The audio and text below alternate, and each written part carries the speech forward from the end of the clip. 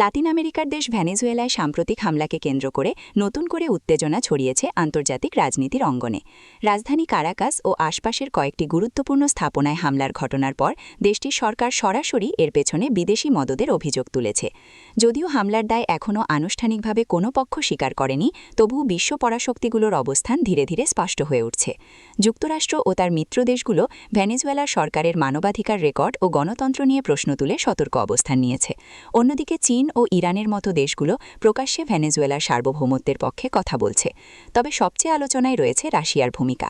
কোনো আনুষ্ঠানিক ঘোষণা ছাড়াই রাশিয়া যে প্রস্তুতি নিতে শুরু করেছে তা কূটনৈতিক মহলে ব্যাপক চাঞ্চল্যের সৃষ্টি করেছে। বিশ্লেষকদের দাবি, রাশিয়া ইতিমধ্যে ভেনেজুয়েলায় সামরিক উপদেষ্টা, প্রযুক্তিগত সহায়তা ও প্রতিরক্ষা সরঞ্জাম পাঠানোর প্রস্তুতি সম্পন্ন করেছে। স্যাটেলাইট পর্যবেক্ষণ ও আন্তর্জাতিক গোয়েন্দা প্রতিবেদনে দেখা যাচ্ছে, রুশ নৌবহর এবং বিমান বাহিনীকে ক্যারিবীয় অঞ্চলের দিকে উচ্চ সতর্কতায় রাখা হয়েছে। যদিও মস্কো এ বিষয়ে সরাসরি কিছু বলছে না, তবুও তাদের এই নীরব প্রস্তুতি গোটা বিশ্বকে হতবাক করেছে। বিশ্ব রাজনীতির বিশেষজ্ঞরা মনে করছেন, ভেনেজুয়েলাকে ঘিরে এই টানাপোড়েন নতুন এক ভূ রাজনৈতিক সংঘাতের ইঙ্গিত দিচ্ছে। একদিকে যুক্তরাষ্ট্রের প্রভাব, অন্যদিকে রাশিয়া ও তার মিত্রদের অবস্থান। সব মিলিয়ে পরিস্থিতি দ্রুত নিয়ন্ত্রণের বাইরে চলে যেতে পারে বলে আশঙ্কা করা হচ্ছে।